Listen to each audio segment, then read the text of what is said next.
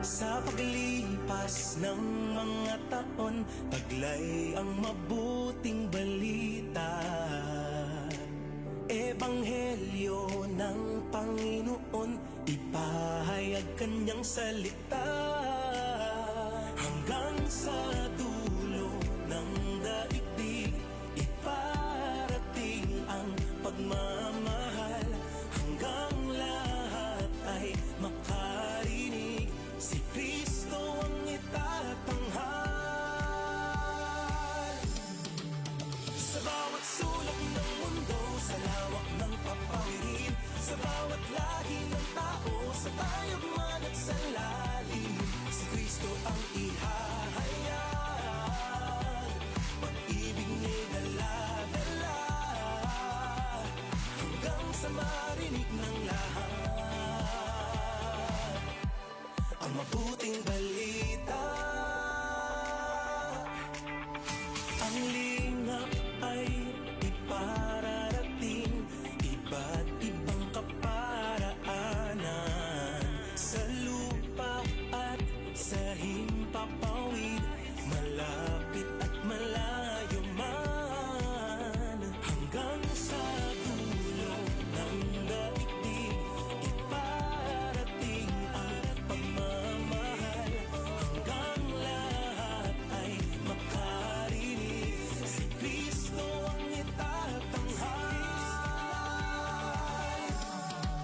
Sa bawat sulong ng mundo, sa lawak ng papawirin, sa bawat lahi ng tao, sa tayagman at sa lalim, si Kristo ang ihahayag. Pag-ibig niya'y dala-dala, hanggang sa marinig ng lahat ang mabuting balita.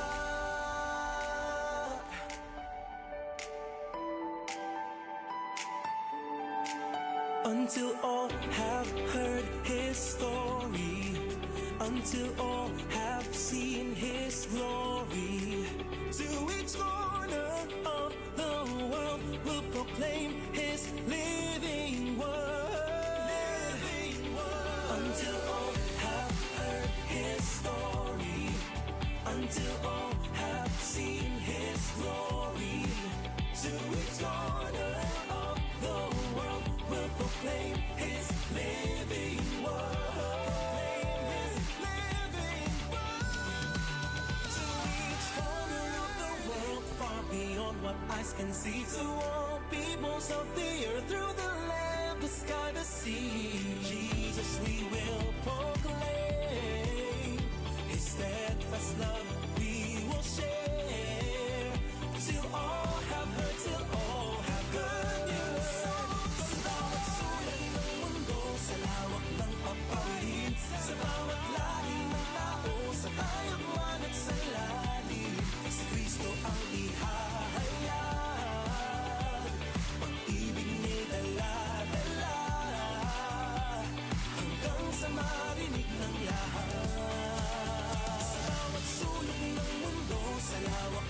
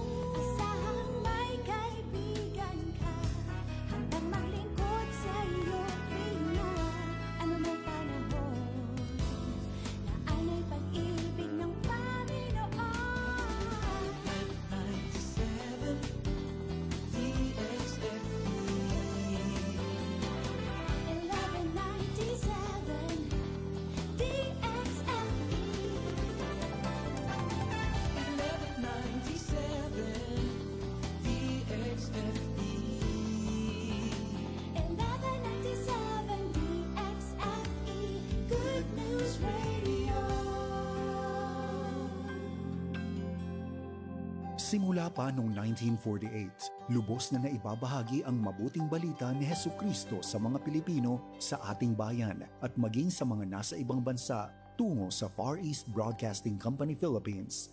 Sa Mega Manila, makakapakinig sa 702 DZAS AM, Agapay ng Sambayanan, at 98.7 DZFE FM, The Master's Touch. Sa Santiago City, Isabela, sa 1143 DZMR AM, Missions Radio. Legazpi City, Albay, CARE 104.3 Dewey FM. Sa Quezon, Palawan, 106.3 DZRK FM, Radio Kapitbisig.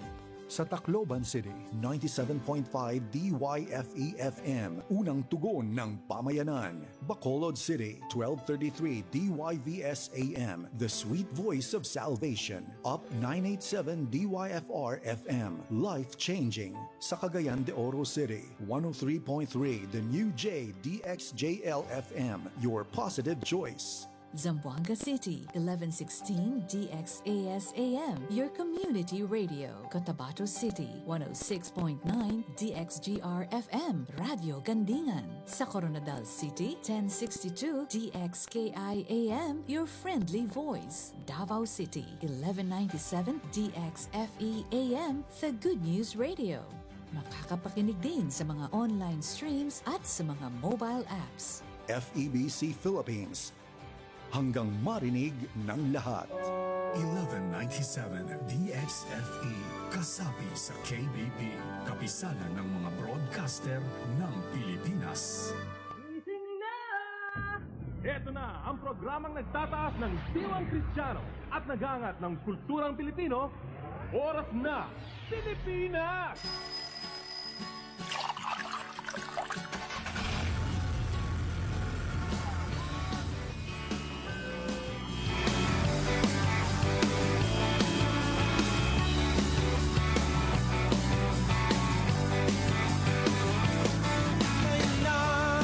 Ngayon na ang bagong simula. Ngayon na ngayon muling magkakasama. Ngayon na ang bagong simula. Ngayon na muling magkakasama.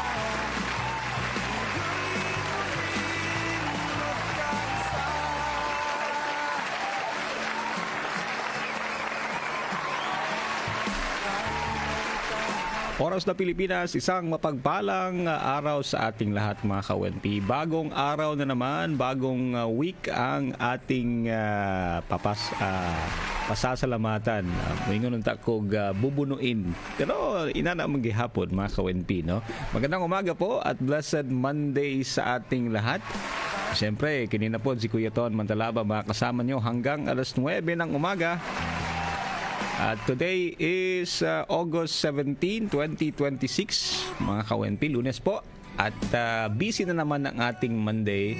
Huwag kalimutan na maging kalmado, maging pasensyoso ngayong araw na to, at maging grateful, no? Makalaganing mapasalamaton sa atuang day. Alam ko marami at long na naman yung ating day mga ka-ONP, but we thank the Lord kasi may day tayo. Unsaon na lang kung wala tay day. What? Nakagising pa, di ba? So, syempre, yun po ang ating reminder ngayon, no? Ang mabuting Kristiyano ay mabuting Pilipino. Ano man ang ating gagawin ngayon, mga ka-ONP, huwag kalimutan na magpasalamat. Huwag kalimutan maging good example tayo sa ating mga katrabaho ngayon.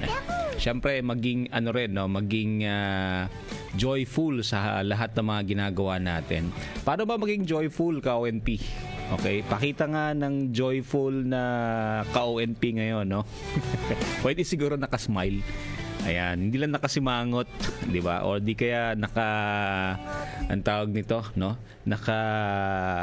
Parang ang bigat-bigat ng katawan, no? Na pagising pa lang lekramo ka agad. Huwag naman ganoon, ka-ONP. Oo. Okay, sige, sa mga ka-ONP natin dyan na nakatune in sa atin sa radyo, naku, paki-text po sa mga greetings ninyo. Sa mga ka-ONP naman natin na nakatune in sa ating Facebook Live, pwede nyo po kaming pwede pong mag-comment sa ating Facebook Live, Oo, nababasa po namin yan. O di kaya sa ating streaming, pwede nyo din po kaming i-DM or PM. Ano nga bang kaibahan ng DM tsaka PM? Parang pareho lang ata, no? Okay. Pwede rin po tawagan niyo po kami 224-2184. Greetings po sa mga nanays and tatays natin na nakikinig ngayon. Magandang umaga po sa ating mga ka-ONP. Greet ko muna yung mga na-meet ko last Friday. Oo. Yung mga na-meet ko sa sa Samal. Okay, good morning po sa inyo sina Pastor Aaron, Dave Pagliwanagan. Okay? Yeah, sa may Babak Foursquare, si Pastor Wello Patriarca. Okay, diya pod sa may Kugon na Babak Foursquare pod. Si Pastor Junel o si Pastora Rosalyn. Oo, diha sa may Foursquare Katagman. Good morning po sa inyo. Oy, shout out nga pala tsaka mabati ang mabuti kay Jeremiah Hardin. Nga maugid tayo nagkatod sa kuha dito sa barge, sa wharf, no, kay medyo distansya man gud ning Katagman paingon sa wharf. So salamat kayo Sir Jeremiah Hardin. Nga moopoy moopoy naghatod. And Pastor June, salamat kaayo, no, sa pagpagamit sa sakyanan. Okay, salamat. Yung mga ka-ONP natin dyan na may gustong pasalamatan, ay sige po, no. Batiin nyo po, mabati ang mabuti sa ating mga ka-ONP dyan, no. Siyempre, yung comment section natin, para sa iyo. Maayong aga kag ang paghidait yara sa aton. Sir Don, salamat. Nag-process pa ko ba, no? Unsa ka ning lingwahe ba? Dabawen nyo ba ni Sir Don? Medyo na-loading ko kadali. But anyway, salamat og may aga diha kanimo sa atong mga ka-ONP diha. Pero may agay lunggo man na, no? Oh. Anyway, good morning po sa atong mga ka-ONP diha may aga. Sa inyo diha, ha? God bless you. Di kay ko kabalo mag-Ilonggo. Kung papahod mag-Ilonggo, pero di man to siya Ilonggo. Ay Ilocano pod. Ako kay nagtuon-tuon pod taon. Anyway, good morning Sir Don. Salamat. Ingat sa biyahe. Sa mga ka-ONP natin na bumabiyahe today, God bless po sa inyo. At syempre, huwag kalimutan ang mga baon. Okay? Now, speaking about baon, ito, pabaon natin this morning. Okay, pabaon natin is from Psalms 24:1. Okay, before tayo mag-move on sa ating mga pag-uusapan ngayong umaga. Psalm 24:1, ang buong mundo at ang lahat ng naririto ay pag-aari ng Panginoon. Okay, wag nating kalimutan yan. No? Siya ang owner. In fact, even ang ato ang kinabuhi, ka-ONP. Ang nag-iya ni ini ang Panginoon. So, kung siya man tag-iya ni ini, ang ngayon lang ato ang ihatag ni kaniya. Paunsa man, no? Sa tanan nating, sa lahat nating gagawin, di ba? Nagka-mix-mix na ako ang Bisaya o Tagalog. Sa lahat, no, ng ating gagawin, mga ka-ONP, papurihan natin ang Panginoon. Kahit sa ating trabaho, sa ating negosyo, sa ating marriage, no, sa ating pagiging parent, di ba? Sa ating pagiging pagiging siguro officer, pagiging barangay captain, no? Busy po ang Davao ngayon kasi yung celebration ng Kadayawan talagang mas marami daw Oo, yung mga pumunta na bisita ngayon. Okay, so congratulations, no, sa ating tourism. Kasi talagang bentang-benta. Congratulations din sa ating security forces. Di pa naman tayo tapos, may mga activities pa mangyayari, pero congratulations po. Salamat po sa inyo and prayers po sa ating mga government agencies na patuloy po sa pagkabisi, no? Yaning ato ang selebrasyon sa Kadayawan. Hi to Ate Maria Arcelo. Ate, good morning po sa inyo dyan sa Samal. Thank you so much for watching. Si Ate Josie, magandang umaga po sa inyo dyan. Ate, kumusta po? How's your Monday morning? May mga nabaon ba kahapon sa Panambahan? Okay, sige po, sa inyo lang po yung mga greetings nyo. But yun po yung ating pabaon today from Psalm 24 verse 1, mga ka-ONP. Pabaon yan sa ating lahat ngayong umaga. And share nyo rin po yung mga greetings ninyo. Baka na may nag-birthday dyan, ha? Okay, Monday po ngayon. Of course, makakasama natin ang ating Team Positive na magbibigay sa atin ng kanilang wow words of wisdom. And later naman, makakasama din natin ang ating partner from SSS, mga ka-ONP. So kung may mga tanong po kayo for our partner, si Miss Mona Lorraine Tumbo, please do send at itatanong natin yan kay Miss Mona. Okay? So sige po, send nyo lang po. Ito na ang Team Positive. Ready na sa kanilang mga pabaon today. Here's Ate Yvonne. Ate Yvonne, good morning. Magandang araw mga ka-DXFE. Hindi man perpekto ang buhay. Bawat araw ay may bagong pagkakataong bumangon at magpatuloy. Ito po si Ate Yvonne, Team Positive. Daghang salamat Ate Yvonne sa pabaon. Ito naman si Kuya Julius. Kuya Jules, good morning. Magandang umaga po, ka-ONP. Sa gitna ng dilim, laging may liwanag ng pag-asa. Ito po si Kuya Julius para sa Team Positive. Salamat Kuya Julius sa imuhang pabaon. Here's Kuya Elky, na ako ang partner karon diri sa studio. Kuya Elks, maayong butag. Maayong adlaw mga ka-DXFE, walay makakumpara sa kanindot sa usa ka mahigugmaong kasing-kasing. Ini si Kuya Elkin para sa Team Positive. Daghang salamat Kuya Elkin sa imuhang pabaon. Ikaw ba ka-ONP may pabaon din? Sige po, send nyo lang po sa atin at babasahin natin yung mga pabaon po ninyo. At syempre, kung may mga gusto po kayong itanong ha, for our partner po ngayong umaga, send nyo lang po. Pastora Gaga, good morning po sa inyo. Kumusta kayo dyan sa Samal? And Ate Wilda, magandang umaga rin po. Yung mga pastor natin na nakikinig ngayon, ay salamat, rest day sa mga pastor natin. Enjoy po sa inyong rest day ngayong umaga. Greetings po sa inyo. Medyo busy, no? Yung ating week or yung traffic naging doble. Hindi naman natin sabihin na masama yan, progress. Pero pasensya, no? Kailangan talaga natin ng pasensya. Pag maikli po yung pasensya natin, mga ka-ONP, habain po natin ng kaunti, no? Mga ka-ONP. Yung init naman ng panahon, pasensya pa rin sa atin. 'Di ba? Ngayon talaga, mga ka-ONP, no? May mga sitwasyon na pwede nating gawin. May mga sitwasyon din, may mga hindi rin natin maikokontrol. So, balik tayo sa ating Panginoon. Oras na Pilipinas, eto, kanta ni Yang Constantino tsaka ni Quest, no? Kaya ko ang pagbabago by the grace of God.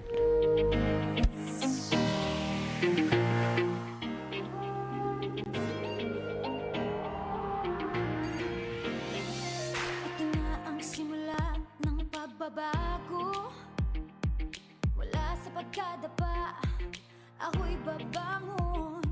Isusulong ko'y adikaing umunlad at makatulong para sa pamilya at sa kapwa.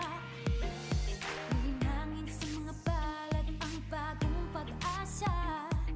Pasan ko sa balikat ang mga munting pangarap, at ang bawat hakbang ay papunta sa tagumpay. Ako ang papanday ng aking buhay, dahil kaya ko umangin ang talino. Kaya ko, sa kapwa ay tumulong. Kaya ko, lumikan sa paligid. Kaya ko, bayan ng kabataan, tumawid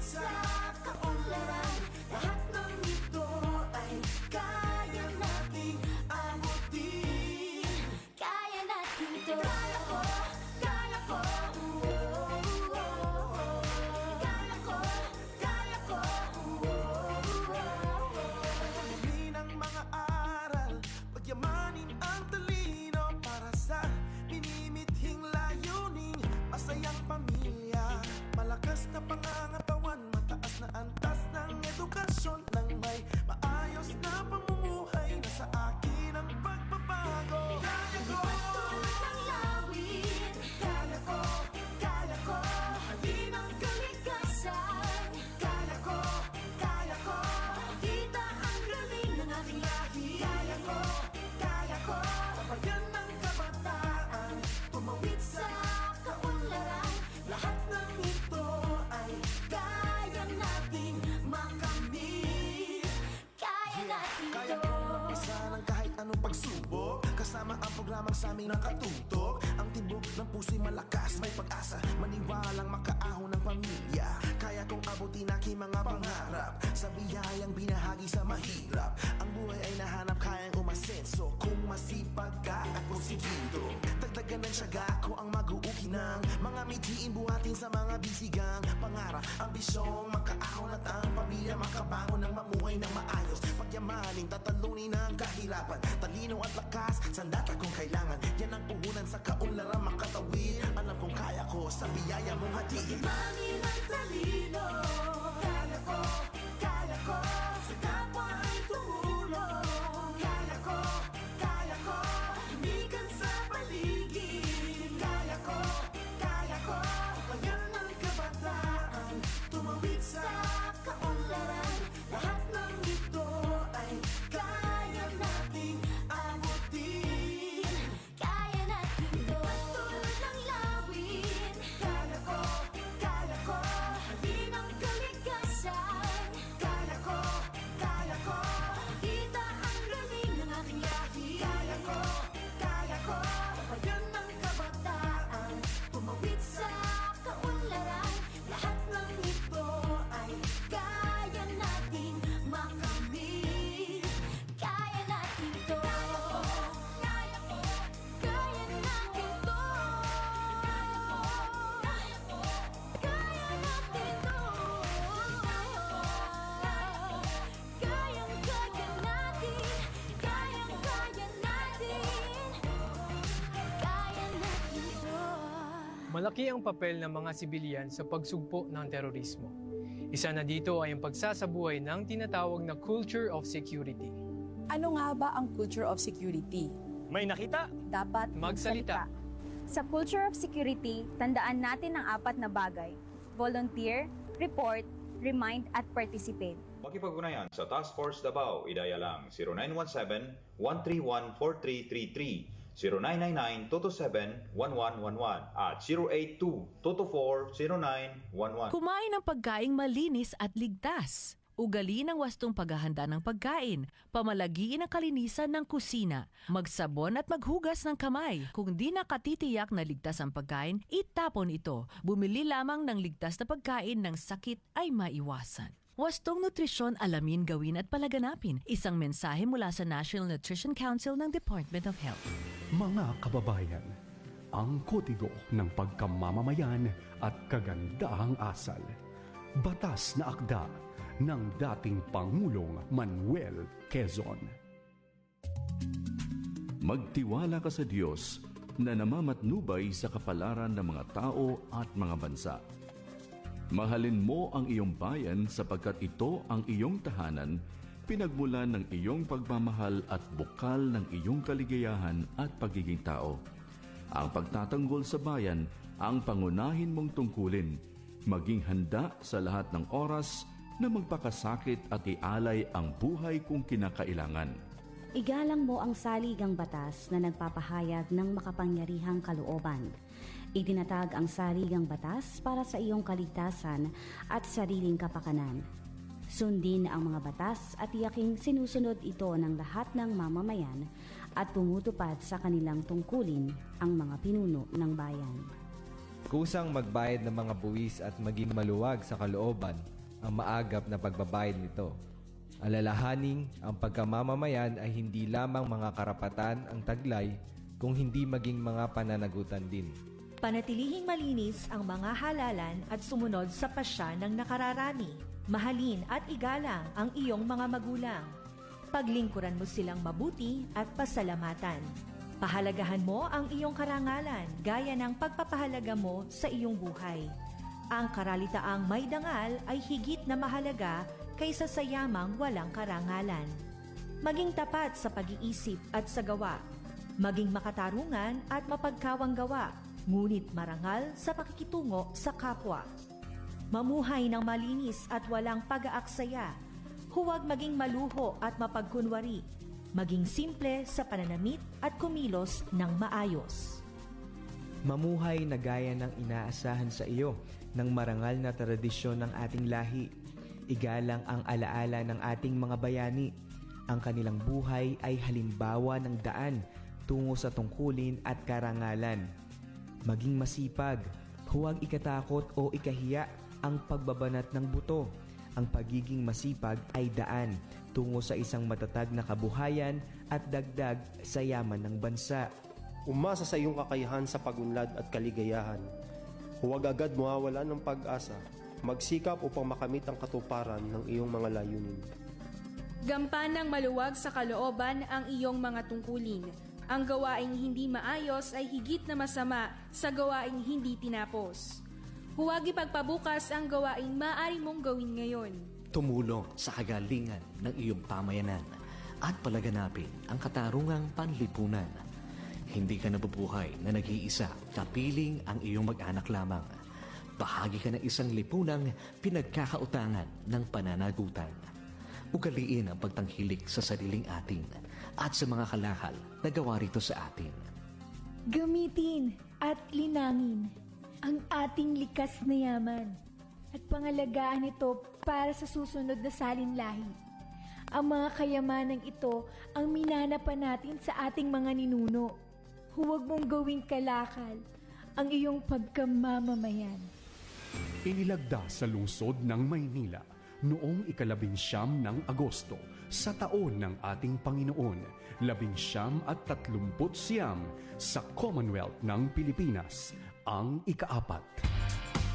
Magtanong sa SSS. Atid sa atin ng Oras na Pilipinas dito sa 1197 DXFE, ang tanging good news radio ng Far East Broadcasting Company.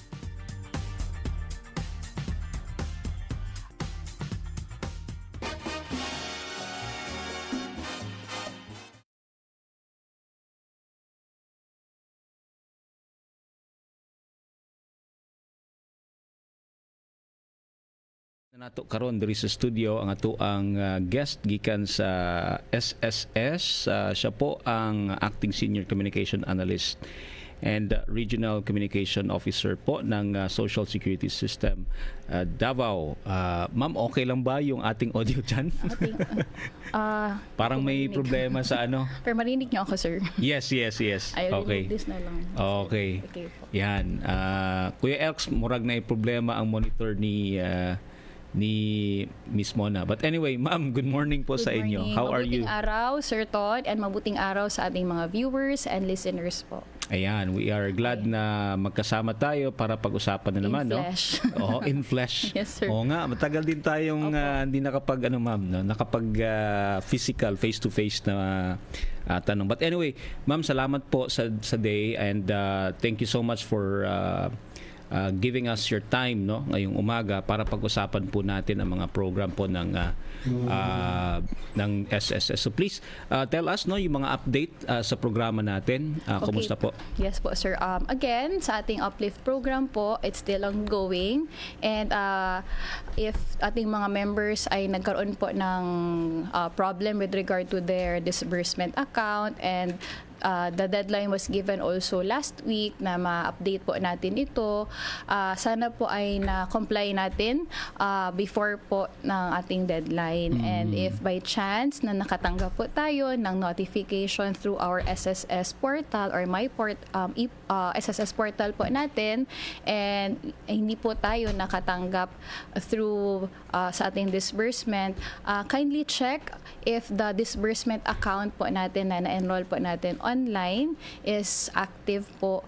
At if ever po yung ating enrolled na disbursement account happens to be MWLR, hindi po ito ino-honor ng ating uplift na program. Kaya Okay. po nire-require po paulit-ulit at pinopost na kailangan po natin ito palitan. At sana po ay na-comply po natin ito bago po yung deadline nung August 11. At natanggap po ng ating mga members per household. At this will be until December 2026, Sir Ton. So makakatanggap po ang ating mga household 2,000 a month until December 2026. Okay. That's a good point, ma'am, no? Kasi alam ko yung iba, curious sila about itong ating programa. And some of our siguro mga listeners and viewers, ang concern nila if they are qualified or not, no? I know that tapos na yung application, ma'am. Pero just to clarify, ma'am, sino ba yung mga talagang qualified when you talk about itong ating program? Okay po. Ang qualified po na ating mga beneficiaries, ito pa already predetermined po ng ating the agency, especially the DSWD, under 4Ps, under the category of 4Ps, and para din po sa ating PSA na kasama po sa ating 2024 CBMS or Community-Based Monitoring System. So if you happen to be included sa kanilang list, malaki pong possibility po na makakatanggap po tayo nitong notification. And ang role po ni SSS ay to cross-match, no? Yeah. Meron po yung mention po natin na list ay kino-cross-match po ni SSS against our data. If the members happen to be under the category of low, mababang salary, based on their description, no, na 20,000 po na monthly salary credit, Sir Ton. So 20,000 or below na monthly salary credit ng mga employed members are considered po or masasali po sa uplift po na programa. So sila po ang magiging beneficiary. Okay. Itong program po na ito. I understand, ma'am, na may iba na may regular silang work below 20,000 pero may mga sidelines din sila. Are they qualified as well? If they happen to be included on the list, sir, Ayun. and Tama. pag upon cross-matching with SSS po na data, they also fall under the category of 20,000 and below po na monthly salary credit. So there's a possibility din po that they will be included na makakatanggap po nitong uplift program. And if in the household po, sir, na meron po more than 2 or more than 1 na qualified for this program, as mentioned earlier, isa lang po nakakatanggap po, no? So kung sino po yung eldest na member of this household, siya po ang mapipiling bigyan po nitong uplift na program benefits po. Okay, that's a good point, Miss Mona, no? At itong mga ka-ONP natin, baka may tanong pa kayo. But of course, this is, tapos na po yung listing and siguro we are just asking questions para nito, especially kung may mga tanong po kayo sa programa mismo. DSWD, sila po yung may lista, okay? Parang ang operation lang po nito or nag-a-apply nito ang SSS. So if you have more questions, punta kayo sa DSWD. Sila po yung direct agency nito. Since this program naman po is really under DSWD, and the funds are coming from them. So again, to clarify, this is not a program po of SSS, and the funds are not coming from SSS as well. Thus, hindi po maapektuhan ng ating contribution or funds po. Kasi yan po ni isa sa mga concern and questions po ng ating mga Filipino members. Just to clarify po. Okay. Yan, totoo yan, ma'am, no? Kasi concern din natin yung ating contribution, no? So, to clarify, hindi po kasali or wala gid ni no, wala gid ni sa savings, wala deduction dito. Yes po, opo. Hindi po affected ang ating contribution Ayan. po nito. Okay. Salamat ma'am sa reminder din niya, no. Mga programs ng SSS, ma'am, ano po yung mga natin highlight na program this month or this week? Okay po. Thank you, Sir Ton, for asking, no. So, meron po tayong nalo-launch po recently, yung tinatawag nating Loan Light. I know Okay. marami na pong nakakarinig nito because since last year na mention po ito, this is something to look forward to. And this year, we the SSS, the management, busy po sa pakikipag-partner sa ating mga financial institutions po to support this program. And it has been launched recently, and for the further details, it would be best na mapag-usapan po natin sa next po natin na meeting. But just to give a brief idea regarding this program, so ang tawag po nito is Loan Light po or micro loan ng SSS. So it is a short-term loan na you don't just get it directly from SSS, but you get it from a partnering bank po natin. And this can only be applied online. So no need to visit any branches to apply for this because itong program na po ito ay online lang po natin maa-apply. And ang makaka-avail lang po nito na program are members from age 18 to 65 by the end of the loan term, and with at least 12 posted monthly contributions. So again, 12 posted monthly contributions, and wala po tayong past due sa short term po natin na member loan, no active restructured loan, no active micro loan, no pending final benefit claim. So when you say final benefit claim, ito po yung retirement claim, disability claim, funeral and death claim. Yan po ang category, yan po ang ating definition of final claim benefit. And no disqualification for fraud against SSS. So you also need an existing account with a partner institution. So kung by next week po, ma-identify po natin sino po yung ating mga partner institution. So we have to ensure that we have an active account with our preferred partner institution. So magkano po ang mahihiram po or magkano po ang loanable amount ni member? So minimum of 1,000 and maximum po of 20,000 po ang mahihiram po ng member. And as mentioned kanina, it's a short-term loan. So ang term po natin, maximum of 90 days po. Depende po sa ating application po. Ayan. And you mentioned kanina, ma'am, na currently or active po siya, even though may loan siya, ma'am, can that person still apply? Dapat wala po siyang existing microloan. Okay, and if ever po meron po siyang existing loan na regular loan sa SSS pero hindi po siya past due, makaka-apply pa rin po siya ng kanyang nitong program na po ito. Okay. Ayan, basta hindi lang past due, no? Yes po, sir. Yun po ang mga ka-ONP. Maybe may mga emergency na kayong siguro kailangan, no? This is a good program para sa inyo, mga ka-ONP. Ayan. Okay. Next week, Lord willing, no? Yes po. We will go through itong details ng medyo ano po ito, sir, ang difference po kasi nito sa other loan programs po ni SSS, hindi po siya directly ina-apply sa ating online account. Okay. So ito naman na programa na ito ay ina-apply po natin through the online partnering financial institution po na pipiliin po natin. So doon po tayo mag-a-apply. Kaya po required na meron po silang active account po doon sa partnering bank po na ito. And we will know that next week, mga ka-ONP. Yes po, sir. Okay. So, kung nasa Facebook po kayo, nandun na po ang website ng SSS.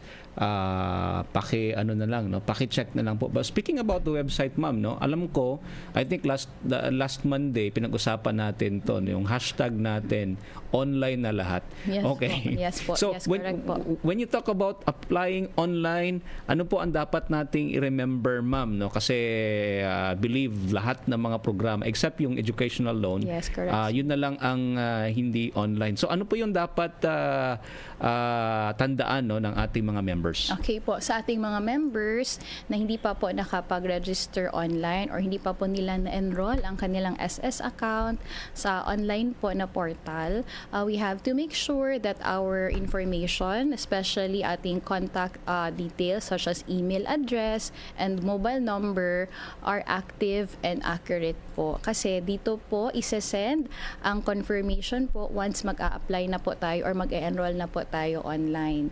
And the reason why it's very important that we have to update our mobile number, because apart from our login credentials, yung user ID and ating password, hindi po tayo makakapasok sa ating online portal if wala po tayong mobile number na active po na register sa SSS mismo, dahil dito po isesend ang OTP or one-time PIN po natin.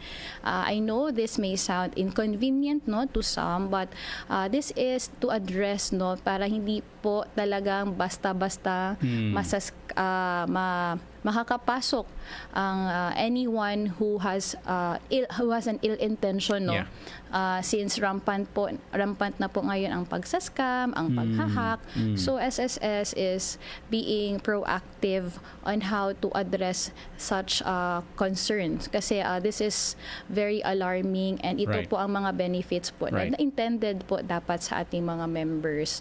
So we have to protect, again, be reminded that we have to protect our information, our login credential. So, but if po, hindi po na-update ang aming mga contact number or email address, since hindi na po namin yung nagagamit, nagbago na po kami ng number, we can submit, we can submit po to update our contact information. So what we need to do is to submit E4 or member data change request po. And this form is downloadable po sa ating SSS website. So sa pinakadulo, sa pinakababa, meron po doon yung downloadable forms. And ang maganda po nito, Sir Ton, nakakategorize po ang ating mga forms and documents. So if you're under members na category, andun po ang ating forms po na E4. And once we download it, we just have to print it out and fill out po ano po yung mga gusto nating i-update. So hindi lang po necessarily contact numbers, but as well as our names po. If meron po tayong kailangan i-correct, baka po some of us hindi po tama ang spelling no sa ating mga pangalan sa ating online sa ating SSS po na data. So we can also update our or correct our information po. And once accomplished na po nito, we just have to submit it po personally sa nearest SSS branch po, along with our photocopy of our valid ID. So I know marami po nagtatanong, ma'am, di po ba pwede online lang po namin i-submit? Hindi po ba pwede na ipapasubmit po namin sa iba, since hindi po kami makakapunta or makakadalo sa SSS branch po. Ang reason po behind why we require the members to physically or personally submit this form, since this is considered as a personal and sensitive information of a member.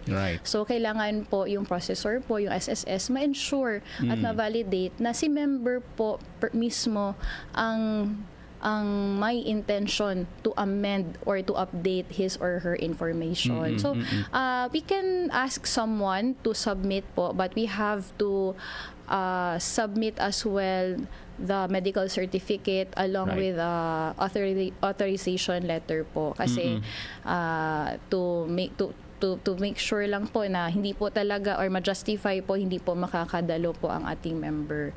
So yan po talaga ang rason bakit po ganun po tayo ka-strict po when it comes to updating our data or information. And as well as pagla-login po natin, bakit din po ganun tayo ka-strict. Right. Okay.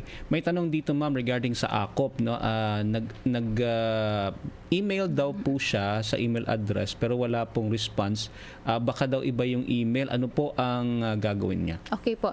For the updated email addresses po ng mga branches, nasa ating pong website din po sa SSS, you just have to choose kung ano pong branch po ang ating sendan po ng email po. Ayan. For okay. our AKOP na renewal Right. submission. It is safe po ba ma'am if dun tayo sa page ng SSS, yung official page natin, may auto ano pa dun or AI autobot na tawag dyan? Okay po. Before po sir, meron po tayong mga ganon. But Okay. since nga po marami na pong mga nagde-declare that they are from SSS, also abusing and using that platform to provide information na hindi naman po galing sa SSS or hindi po official, tinanggal po natin yun. So the only way that you can reach or communicate or validate po, verify po is sa official po na mga email addresses po nito. Okay. So Which can only be found sa ating official website. okay. Ate, mas maayo gihapon, no? Dito ta sa website, I believe naa dito ang naasa to ang Facebook Live. Yeah. I just want also to add, sir, Right. if si ma'am ay nakapag-register sa PhilSys, they can actually renew or report their AKOP sa website po ni SSS. No need to log in already. Meron po tayong icon po sa website mismo about AKOP po. So meron po siyang facial authentication and liveness check na din po. Ito po yung bago lang po natin na pag-usapan, no? Bago lang din po ito na launch this year. So baka po pwede natin itong subukan na alternative po if and only if hindi po nakapag-respond or confirm po yung through email Yes, po. oo. Yan. Baka po naka-spam po. So ito po ito po yung mas convenient po na paraan para po makapag-renew po tayo sa AKOP. We just have to input our SSS number, date of birth, yan, automatic po mag-reflect yung pangalan po ng pensioner. Yeah, yun po yung struggle nila. Nasa ano na kasi sila ngayon sa States, and then their concern is paano mag-renew sa AKOP.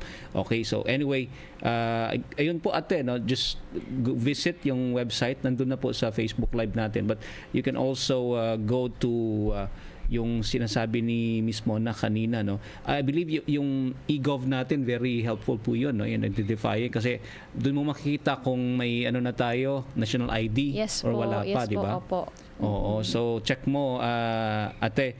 Salamat sa tanong, and anong oras ba ngayon sa US? Good evening ata. Good evening. Good evening sa inyo. Okay. Salamat sa tanong. Okay. 8:22 ng umaga. Ito po ang oras na Pilipinas. Of course, we have Miss Mona Lorraine Tumbo, ang ating partner from SSS. Kung may mga tanong po kayo. By the way, ma'am, when it comes to applying, kasi yung iba, ang struggle nila, when they apply loan, no, mag-apply ng loan sa website natin, yung iba ma-disapprove. Ano kaya ang problema mo? Ano kaya usual ng problem? Bakit na-disapprove? Baka usually po madalang lang po yung may disapproval po ng loan application. Usually po kasi ang bottleneck po when we apply for loan or any benefit with SSS, pag hindi po natin na-enroll ang ating DAEM, yung disbursement account, or hindi po ito active po.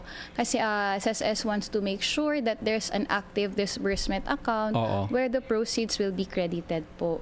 So, yan po ang madalas po natin na bottleneck po when it comes to application for loan or application for benefits po. Kaya importante yung ID natin, yung bago, ma'am, no? Kasi may chips na yun. Parang ATM na yun eh. Opo, dual purpose po siya. So, ang maganda po kasi nito, Sir Ton, hindi lang po siya intended for SSS na transaction. So, pwede po natin siya magamit for personal use po.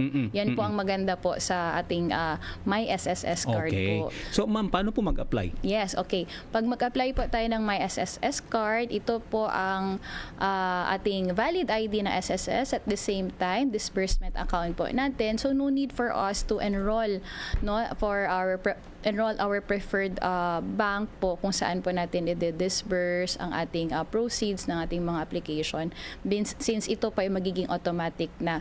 So para maka-apply po, first kailangan meron po tayong SSS number, yan po pinakauna. Second po, kailangan po naka-register po tayo sa PhilSys, sir. So meron dapat tayong registration sa PhilSys. So meron po tayong mga members po kasi, sir, to naka-register po pero wala pa po ang kanilang ID, okay lang po. Ang reason po naman nito bakit natin kailangan na registered tayo sa PhilSys, kasi no need for us to go to SSS branch and para po mag-ID capture, kasi yung ID po or yung photo po na na-capture po ng PhilSys, yun po ang gagamitin ng SSS po. Automatic na, yes no? po. At saka, ang PhilSys po is already our gold standard of verification ng data po, information po ng member. So, ibabangga po natin ang data po ng PhilSys at ang SSS po to make sure the same person po ito. So, yan po ang requirement po natin sa pag-apply po ng ating My SSS card. And ngayon, meron po tayong partnering bank which is RCBC. Meron din po tayong Union Bank kung gusto din po natin sa Union Bank. So we can apply for this po. And we have to also open a savings account with our preferred or chosen partnering bank po. Okay. May bayad ba ito, Ma'am Mona? Yes po, ang bayad po nito, I believe it's 200 pesos for the processing fee. And this will be released 20 working days po. Itong card na po ito. Mabilis na lang, ano? Oo. Before, matagal-tagal yun. Galing pa po siya sa... Pag outside po, Manila, it would take 20 working days po. But mabilis lang po. Right. Ang 20 days. Mabilis lang yan, mga ka-ONP, no? So, those who are siguro planning, no? And kasi yun na nga, ang bottleneck pala pag mag-loan ka, yung saan i-release itong... Yes, saan po ihuhulog ang proceeds ng ating loan application. Yeah. Opo. Okay. So, yun yung pinaka, talaga, no? Advice sa atin na mag-avail tayo ng My SSS na ID or account. Okay. Kasi marami po, Sir To, noon ang nakapag-ID capture daw kamo during pandemic at hindi pa po daw nila natatanggap ang kanilang mga ID. So ito po is replacement for the UMID po na hindi po natin na-claim or na misplace po para po makakuha or makakaroon po tayo ng SSS valid ID. Okay. So if meron po tayong existing SSS ID po, still we can apply get also this My SSS card. Your existing SSS ID is still valid and in-honor pa rin po naman siya. Right. Okay. So, kung gusto nyo mag-collect ng maraming IDs sa SSS, ito po, no? Pero pag ma'am nawala po yung ID, ma'am, or yung ating My SSS ID, kailangan pa ba ng anong tawag dyan? Affidavit of loss or di na? Yes, opo, kailangan po. Okay. Even before po, kahit yung sa previous ID po natin, pag nawala po, sir, hindi po tayo maka-apply ulit if wala po tayong nasubmit din po na affidavit of loss. Ayan, okay. So, wag naman po natin walain. Wag mo naman walain, no? Yes po. Tsaka i-block mo kaagad kung may laman. Opo. Kasi ATM yan eh. Opo, and then disbursement din po yan ng ating proceeds po if we apply for SSS benefits or loan proceeds po or loan privileges po. Pero yung ma'am, yung pag nakuha na nila hindi sa bangko sa SSS. I'm sorry? Yung ATM, yung card yung mismo. Yung card po mismo is, ang magre-release po nito, bale, ang partnering bank po natin. Sila po ang magre-release, since sila din po ang magpa-process po nito. Arayan. Okay, salamat ma'am sa clarification. Kayo ba may mga tanong pa, mga ka-ONP? Or ma'am, baka may mga gusto pa tayong i-share na mga programa sa SSS? By far, yun po ating nilulook forward, yung Loan Light or Microloan po na programa ni SSS, which we will be discussing further next week puhon, no? And again, I would like to remind our members na when it comes to our SSS information and data, let's take care of it and let's be mindful po na hindi po natin basta-basta ibibigay kahit kanino. So as much as possible, maging maingat po tayo, especially now na rampant po at sunod-sunod po ang mga cases of scamming po or identity theft po. So maging mas maingat at maging vigilant po. So if by chance may natatanggap po tayo na text message or tawag po or even a letter daw po declaring that they're from SSS, please wag po at agad tayong maniwala. Please disregard any unsolicited text messages and calls from SSS. We don't do that any longer. Matagal na po. Kaya po we are focusing on online portal. Ulit-ulit po natin nare-remind sa ating mga members. Dahil yan na po ang ating pinaka-safe po na venue to verify, to check with regard to our SSS po na status and update po. So, if meron po tayong natatanggap, kindly report it agad sa SSS po na pwede po sa website, pwede po sa kay Sir Ton para po ma-forward po sa akin, sir, sa ating mga members. Huwag na po natin i-post para hindi din po makita ang ating mga information. But we can post for awareness, but make sure we have to conceal the information po natin as a member po na SSS. So yan po ang gentle reminder sa ating mga kapwa SSS member po. Okay. Pahabol, ma'am, in connection sa ating ID kanina, sabi ni Ate Rodalisa, pwede po ba makuha ng may SSS ID even if matagal na last napasukan ng contribution yung account ko? Thank you po. Yes po. Once already we have an active, once naging permanent member po tayo ng SSS, we can actually apply for this My SSS card po. Ayan. Okay. Ayan. At para ma-inspire po kayong ipatuloy ang pagbayad ng ating SSS contribution at para mas ma-enjoy po natin ang mga benefits nito po. Okay. Miss Mona, thank you so much sa time na binigay mo. Ate Rodalisa, salamat po. No? Kuha lang po kayo ng ID. Nasa website, okay? Nandun na po. Salamat, ate, and God bless you. No? Miss Mona, thank you so much sa time. Thank you so much, Sir Ton. Thank you so much sa ating mga members po, listeners. Okay. Magbabalik po ang Oras na Pilipinas. Dito po yan sa 1197 na DXFE.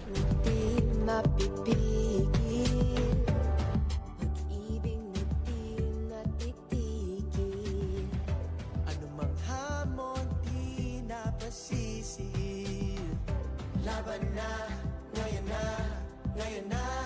Di na magbubulag-bulagan, di na matatakot lumaban. Ito ang tunay na kalayaan na maging karangalan ng bayan. Sabay-sabay tayong tumayo, di na kailangan pang lumayo. Dito lahat tayo lalago, ikaw at ako. Sabay-sabay walang gumpay, kasama ka sa tagumpay. Angat-angat tayong lahat, walang iwanan, lahat sapat. Pambihirang bayanihan, kakaibang kapatiran. Pilipinas, Pilipino, sama-sama tayo. Palayain ang isip, buhayin ang ating panaginip. Pangarap di kailangang ipili, tagumpay na ang pambansang hilig. Kusang nagdadamayan, walang lamangan, wala na ding nagbabangayan. Buong mundo magtataka, bakit ganyan? Ito ang bayanihang di mapapantayan. Kapag may umaangat, lahat nagdiriwang, lahat kasalo, walang maiiwan sa pagangat. Paglago, magbanat ng buto, sipag, tiyaga at tiwala na lubos. San man sa mundo mapadpad, ang dugong Pinoy lagi namumukadkad. Hey, wala nang ibang ganyan, siguradong tatak Pinoy yan. Sabay-sabay walang gumpay, kasama ka sa tagumpay. Angat-angat tayong lahat, walang iwanan, lahat sapat. Pambihirang bayanihan, kakaibang kapatiran. Pilipinas, Pilipino, magkakasama tayo. Kasama ka, patungo sa tunay na tadhana. Pangarap, pag-ibig, pag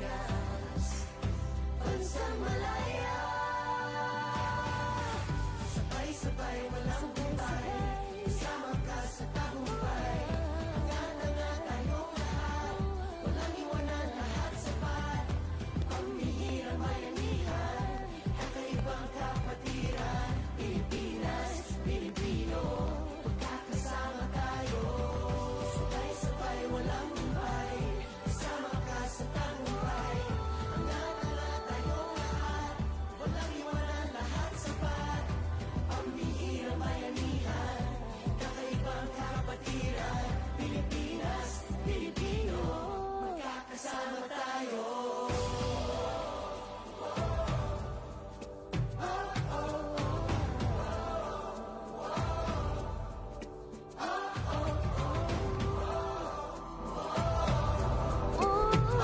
Oras ng Pilipinas, 8:34 ng umaga. Ito pa rin po si Kuya Ton Mantalaba. And salamat sa mga impormasyon nga ato pong nadungog karon nga kabuntagon in relation to that.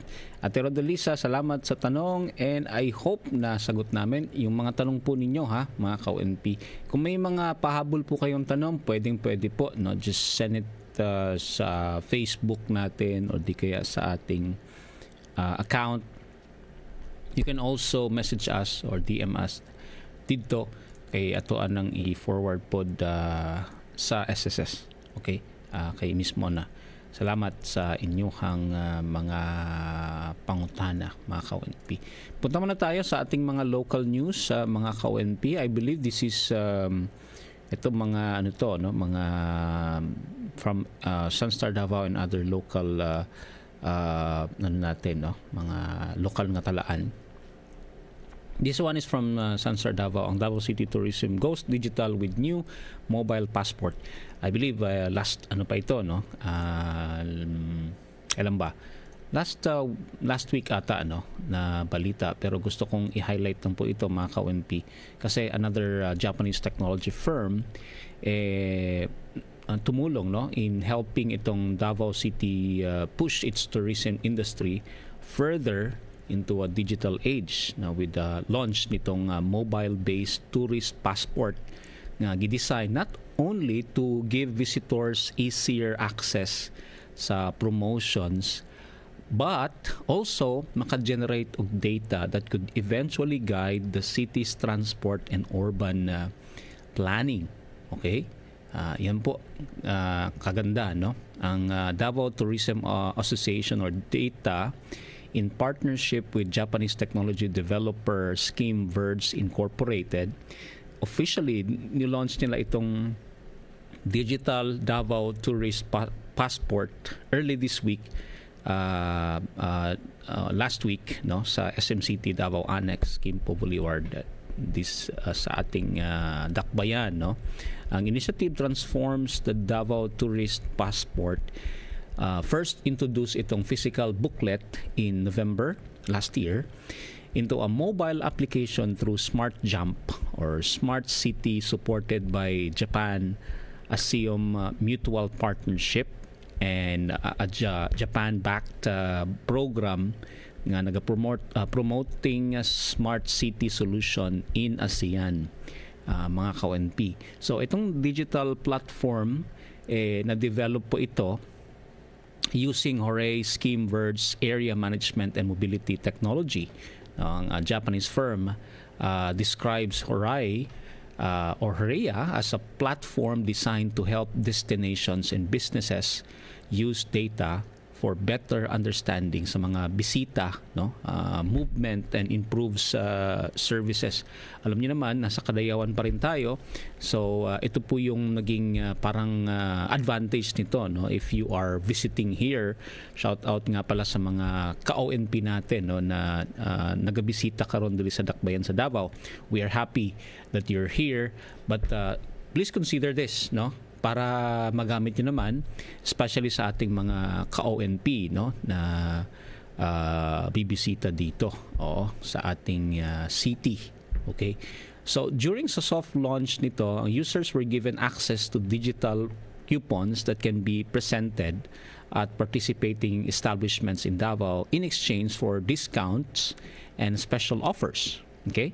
So, on data representative na si Rudolph Alama nagsabi na ang application currently features 47 local establishments with more business expected to join as the platform expands. No, yung full rollout is targeted before the end of ngayong taon. Unlike the physical passport which requires tourists to carry and present a booklet, Itong digital version allows visitors to access participating establishments, promotions, and tourism information through itong smartphones. Okay? So, a system also lowers the technology barrier for small and local businesses. Participate na ini, mga ONP, yung mga establishment, they don't need to purchase mga specialized equipment because ang bisita can simply scan and print yung QR code using ang kanilang mobile phones. So ang inisyatibong ito is also intended to go beyond tourism promotion. Yung iba siguro ay nag-enjoy na po para gamitin ito at yung iba still pa rin adjusting. Okay, but salamat kay inaantay ingon ani mga ka-ONP, and we thank the Lord ni ana pod. Okay, another insight or another news mga ka-ONP. Ito naman just is to parang rin sa Sansar Davao, itong Davao del Sur logs lowest prices for premium and regular gasoline. Okay? Ang Department of Energy Mindanao Field Office reported varying retail pump prices across 5 provinces there is a rehiyon last August 11 to 17 monitoring period, with regular gasoline averaging as low as 73 pesos and 36 per liter, and the diesel prices reaching 88 pesos and 56 per liter in some areas. Now, based sa latest na DOE MFO weekly price monitoring, ang Davao del Sur daw naka-record og lowest average prices for both premium and regular gasoline among the region's provinces. Okay? Nasa 74 pesos and 26 and 73 pesos and 36 per liter respectively.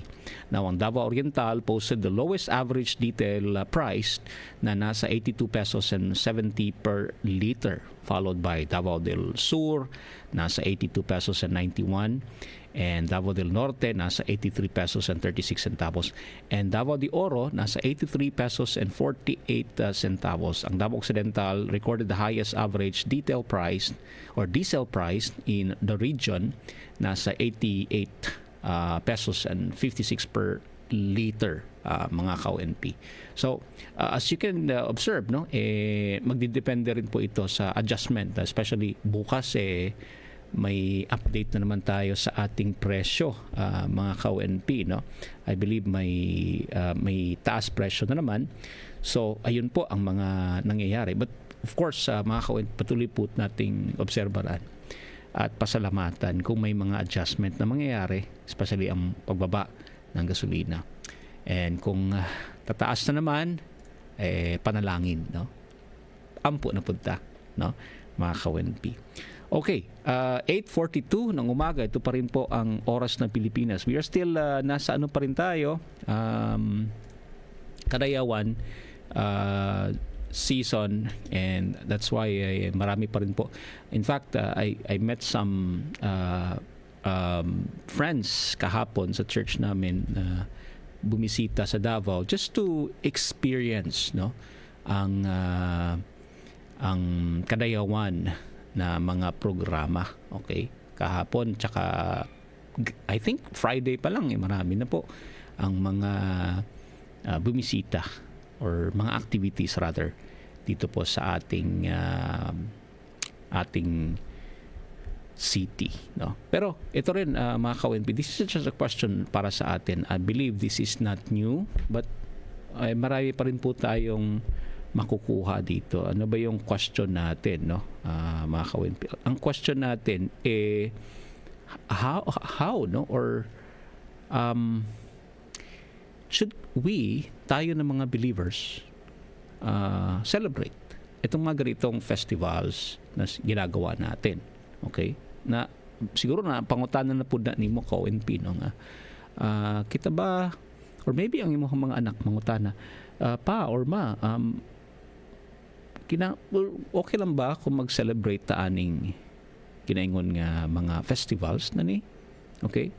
And siguro, some of us, alam na ang sagot. Some of us, nag-iisip pa rin, ano ba ang biblical warrant natin in relation sa mga celebration? No? Some believers might say, of course, it's our culture. No? Others may say, no, Christians shouldn't participate sa mga festivals with pagan or indigenous religious roots. So, what should we do? Okay? Number one, first, understand what we are celebrating. Yun ang pinaka-importante. No? We need to understand ano ba yung celebrate natin. Like sa atin ngayon, yung Kadayawan. No? It's a cultural celebration associated with thanksgiving for blessings, harvest, indigenous heritage, and diverse culture of dito sa Davao. Diba? So before we simply say yes or no, we need to ask, magtanong tayo, what exactly am I participating in? Ano ba yung gusto kong i-participate? No? Are we participating in a cultural celebration? Are we participating in an act of worship? Are we honoring a false god? Diba? Are we simply enjoying food, music, art, friendship, and Filipino culture? So, those distinctions matter kasi when we ask that question. No? Biblical teaches Christian to be discerning. So, not everything culture is automatically sinful naman, to be balanced. No? But neither is everything cultural automatically acceptable. Okay. Number 2. Christians can appreciate culture without worshiping culture. So, isa yung sa mga importanteng principle is, culture is not our God, Christ is. Diba? Culture is not our God, Christ is. So, a Christian can appreciate Filipino food. A Christian can appreciate traditional music. Diba? Hindi naman bawal yan. A Christian can enjoy the beauty of Davao. A Christian can celebrate God's common grace in the creativity, work, and diversity ng ating lugar, ng ating tayo, no, ng mga tao. But our ultimate thanksgiving belongs to God. Kasi, sabi nga ng ating pabaon ngayon, the earth is the Lord's and the fullness thereof. Siya ang may-ari nitong lahat eh. Even the celebration mismo, even yung ating mga napasalamatan, no? So when we see the beauty of creation, the diversity of people, itong abundant food, kasi pag August harvest ngayon eh, 'di ba? So we celebrate, we thank the Lord, 'di ba? And the blessings of the harvest, the Christian response should ultimately be, thank you, Lord. Not a Thanksgiving celebration sa simbahan, pero usually based to sa US or based to sa Western na influence ng Thanksgiving. Diba? Yung ating, November. Okay? Pero yung sa atin dito, yung harvest time, talagang August, ano? So number 3, but what about idolatry? Ito rin yung tanong siguro nating mga ka-ONP. Paano yung idolatry, no? We need to be careful nito kasi the Bible clearly tells Christianity to stay away from idolatry. Di ba? Naalala niyo yung sabi sa 1 Corinthians 10:14, therefore, my beloved, flee from idolatry. So if a particular activity is actually an act of worship to another God or requires us to participate in idolatry, we should not participate. We cannot say culture lang naman, no? If what we're actually doing is participating in false worship, the question isn't simply, is this festival? The better question is, what am I actually doing? Kaya very important na alam natin kung ano ba yung ginagawa natin. Diba? Of course, Christian, number 4, freedom requires Christian wisdom. Magandang reminder yan sa atin. Christian freedom requires Christian wisdom. Di ba ang Romans 14 nagbigay sa atin ng important principle regarding Christian conscience and Christian liberty. There are matters kasi where Christians may have different conviction than us, no? Pero yung freedom natin should never become an excuse para magkasala tayo, mga ka-ONP. Ayun ang dapat nating tandaan, no? And we should also be careful not to judge another believer simply because they exercise legitimate Christian freedom differently than ours, no? So one Christian may attend a cultural event while carefully avoiding religious elements. Another Christian may choose not to attend because of yung konsensya niya, hindi niya talaga digit siya ka antos, no? Both should ask, can I do this with a clear conscience before the Lord? Magagawa ko ba to with a clear conscience before the Lord? Ayun po yung ating itanong sa ating sarili, mga ka-ONP.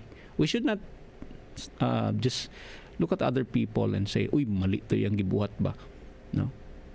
Ask yourself, can I do this with a clear conscience before the Lord? Okay? Kasi iba-iba tayo, but of course, it's yung mga major, we unite. But in the minor things, charity is applied. So, ask yourself, before participating sa mga activities, sa mga festivals, like ito, Kadayawan, am I participating in worship or simply appreciating culture? Number 1. Number 2, does this activity require me to honor or invoke another deity? Malalim yun, pero pwede nating itanong yun, no, sa sarili natin. Can I participate with a clear conscience or Christian conscience? Or will my participation cause another Christian to stumble or misunderstand my faith? Yun din yung sabi sa Romans 14, di ba? Uy, nag-appeal siya og parade. Ano kaya ang meron nun, no? May mga parade naman na hindi okay naman, di ba? Does my participation give greater glory to God or compromise my testimony? So, tanong mo rin yan sa sarili mo. You don't need to ask others. Conviction nila yan. But yung sarili mo, ano ba yung conviction mo, ka-ONP? And perhaps the most important question is, can I thank God for what I'm doing? No? Can I thank God for what I'm doing? Sabi ng 1 Corinthians 10:31 so whether you eat or drink or whatever you do, ano nga ang gagawin natin? Do all to the glory of God. So,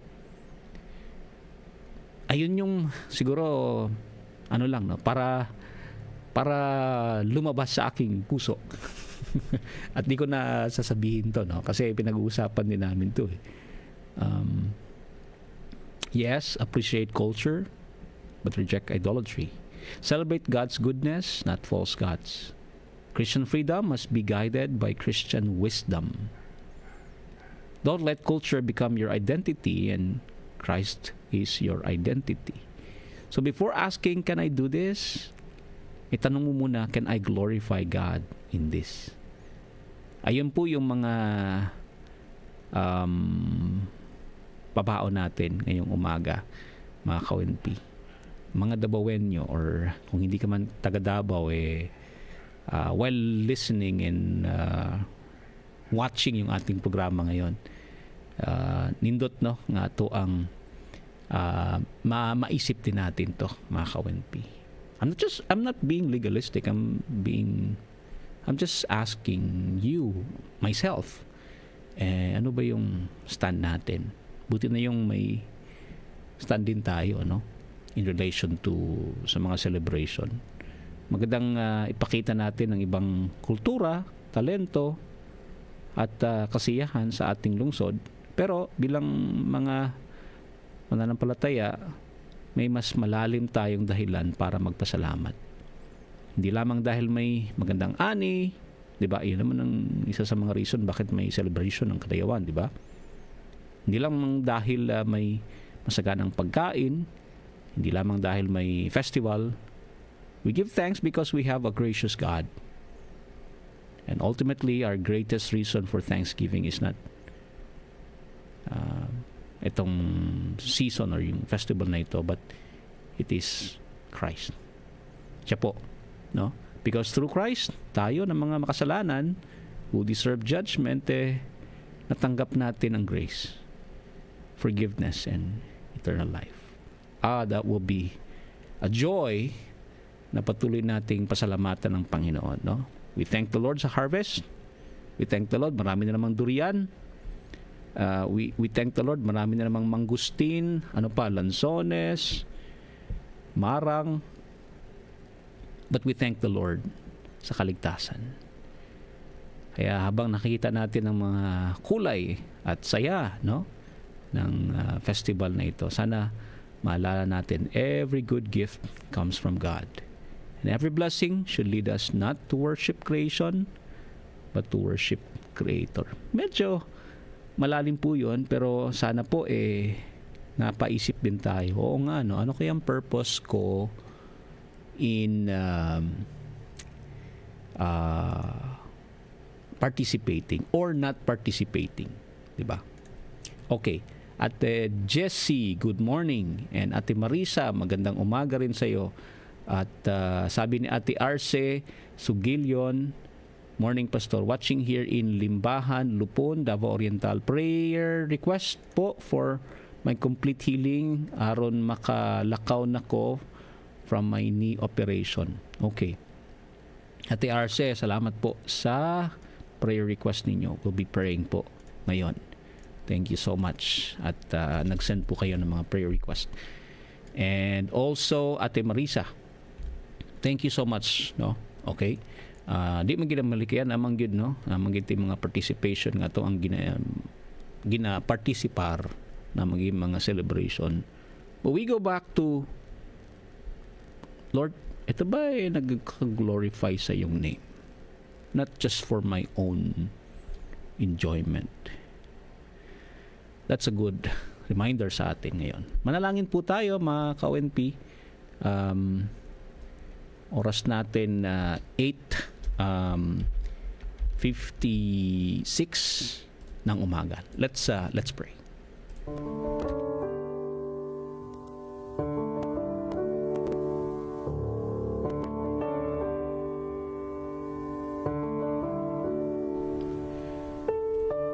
Panginoon, maraming salamat po sa remind ninyo at sabi din nyo sa amin sa truth, Panginoon. Minsan nakakalimutan namin ito. Minsan hindi namin na-apply. Pero Lord, salamat po at patuloy nyo po kaming ni-remind today. We love you, Lord. We thank you sa patuloy na pagturo sa amin, sa iyong kabutihan, sa iyong grace. We honor you, Lord Jesus, and we magnify your name. Patuloy nyo rin po kaming gamitin, especially, Lord, in whatever na binigay nyo sa amin na opportunity that we can serve, we can minister ngayong araw na to. Especially, Lord, yung aming mga ka-ONP ngayon na may sakit po. Naalala ko si Ate Arce. Pray for complete healing, na makalakad na po siya dahil po sa kanyang knee operation. Lord, sana po ikaw po patuloy na mag-heal sa kanya, Panginoon. But first, we also thank you that naging mabuti at successful po ang operation sa kanya. Maraming salamat po sa aming buhay na binigay mo. Thank you po sa Kadayawan season na nag-remind din sa amin sa iyong faithfulness, sa iyong blessing sa aming city. We also thank you, Lord, for our mga agencies, government agencies, people participating nito.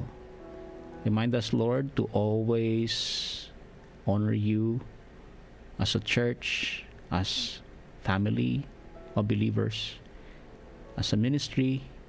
Kasi Lord, ikaw po ang aming reason bakit namin to ginagawa. So we bring back to you all the glory, honor, adoration. Lord, we thank you, we praise your name. Naalala ko, Lord, si Ate Mag sa kanyang biyahe, traveling mercy po sa kanya, pauwi. And the rest, Lord God, ng mga ministry po ng DXFE, patuloy niyo pong gamitin.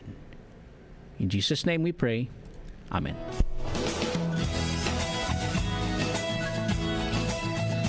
At yan po, nagtatapos ang ating programang Oras na Pilipinas. Salamat po sa pagsama. Ito po si Kuya Ton Mantalaba. With me is Kuya Elkin Damon. Sabay-sabay na naman tayo magsabing, ang mabuting Kristiyano ay mabuting Pilipino. Laging tandaan na kailangan ng bagong Pilipino para magkaroon ng bagong Pilipinas. To God be the glory. Magandang Lunes.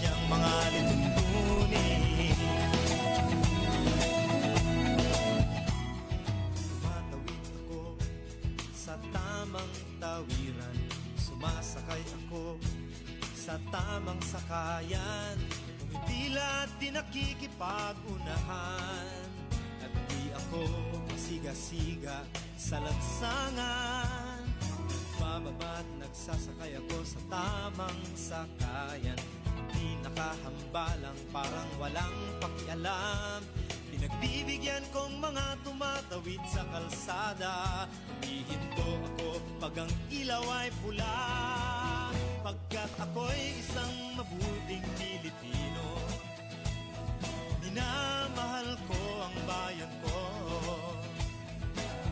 tinutupad ko ang aking mga tungkulin, sinusunod ko ang kanyang mga lituntunin.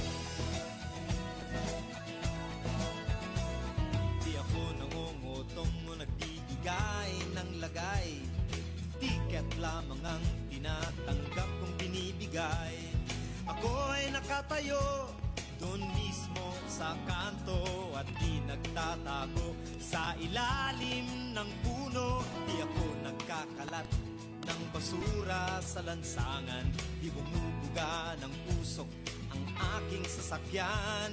Inaayos kong mga kalat sa basurahan, inalagaan kong aking kapaligiran. Pagkat ako'y isang mabuting Pilipino, minamahal ko ang bayan ko, tinutupad ko ang aking mga tungkulin, sinusunod ko ang kanyang mga lituntunin. Lagi akong nakikinig sa aking mga magulang, kaya't pag-aaral ay aking pinagbubutihan. Di ako gumagamit ng bawal na gamot, o kaya'y tumatambay at sa eskwela'y di pumapasok. Pinagtatanggol ko ang aking karangalan, pagkat ito lamang ang tangi kong kayamanan. Di ko binebenta ang ating kinabukasan, ang boto ko'y aking pinahahalagahan. Pagkat ako'y isang mabuting Pilipino, minamahal ko ang bayan ko, tinutupad ko ang aking mga tungkulin, sinusunod ko ang kanyang mga lituntunin. Ako'y isang tapat at totoong lingkod ng bayan, pabor o lagay ay di ko pinapayagan. Tapat ang serbisyo ko sa mamamayan, di ko pinupulsa ang pera ng bayan. Pinagtatanggol ko ang mamamayang Pilipino, mga karapatan nila'y kinikilala ko. Ginagalang ko ang aking kapwa-tao, pinaglalaban kong dangal ng bayan ko. Pagkat ako'y isang mabuting Pilipino, minamahal ko ang bayan ko, tinutupad ko ang aking mga tungkulin, sinusunod ko ang kanyang mga lituntunin. Ako'y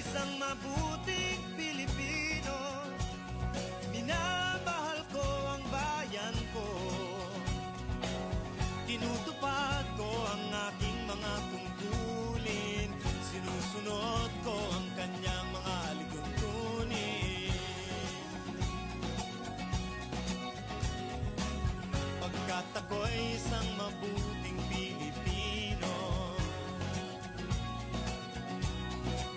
Pagkat ako'y isang mabuting Pilipino. Pagkat ako'y isang mabuting Pilipino. Banatang mga bayan, iniibig ko ang Pilipinas. Ito ang aking lupang sinilangan. Ito ang tahanan ng aking lahi. Ako'y kanyang kinukupkop at tinutulungan upang maging malakas, maligaya at kapakipakinabang. Bilang ganti, diringgin ko ang payo ng aking mga magulang. Susundin ko ang mga tungkulin ng aking paaralan. Tutuparin ko ang mga tungkulin ng isang mamamayang makabayan. Paglilingkuran ko ang aking bayan ng walang pag-iibot at ng buong katapatan. Sisikapin kong maging isang tunay na Pilipino sa isip, sa salita at sa gawa.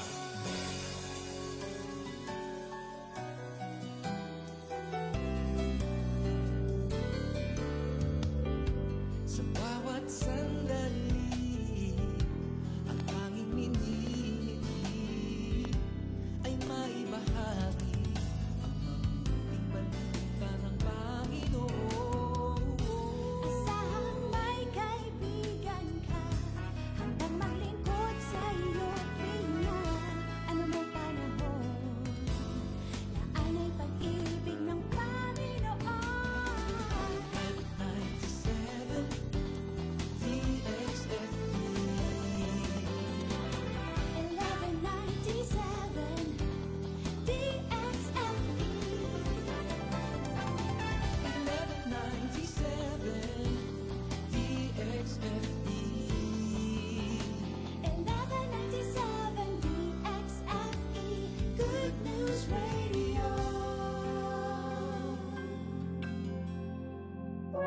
1197 DXFE, kasapi sa KBP, kapisanan ng mga broadcaster ng Pilipinas.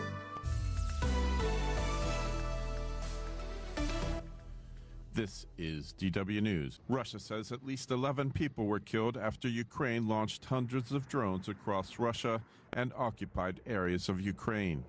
A heavy drone attack on the Moscow region set ablaze a large warehouse used by Russia's leading online retailer Wildberries.